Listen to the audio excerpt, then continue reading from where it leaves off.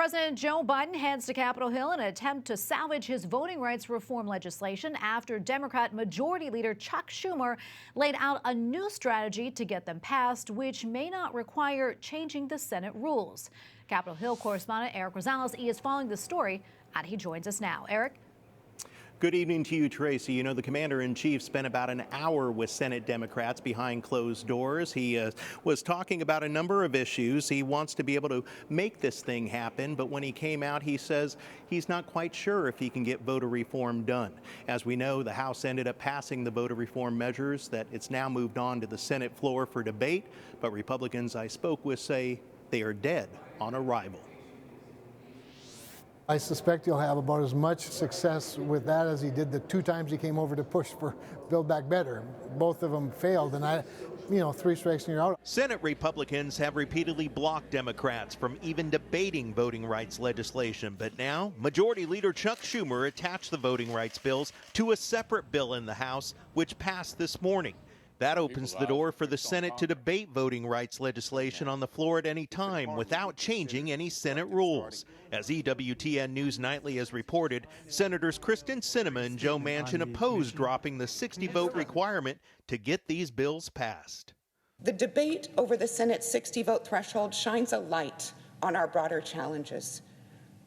There's no need for me to restate my long-standing support. Republicans tell me keeping the filibuster intact protects the minority party in the Senate. This is all about stability. It's all about creating an atmosphere for moderation. It's about predictability when it comes to our laws.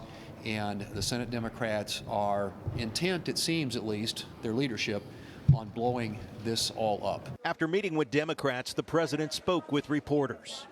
It's about election subversion. Not just whether or not people get to vote. Who counts the vote? Republicans argue these bills are nothing more than a federal takeover of voting rights. It's been incredibly frustrating to be able to hear the president and the vice president and Senator Schumer talk about voting rights and to basically say if you vote against this bill, if you disagree with this bill, you're a racist.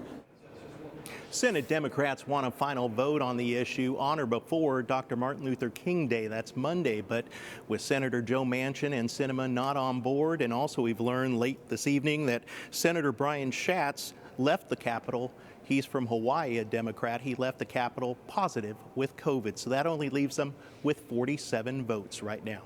Tracy? Well, Erik, even with a path forward to debate these bills, the real test for Democrats is to get these bills passed, and they still have to get around the filibuster. So why are they doing this in the first place? You know, Democrats tell me that they want to be able to show the American people that Republicans don't even want to debate the issue. But Republicans say the real reason that Democrats are doing this is they want to stay away from the failures of the Biden administration, which includes everything from not being able to do any climate change initiatives to having inflation and also supply chain issues. And that's the real reason. Tracy? All right. Correspondent Erik Rosales reporting from Capitol Hill tonight. Thank you so much, Erik.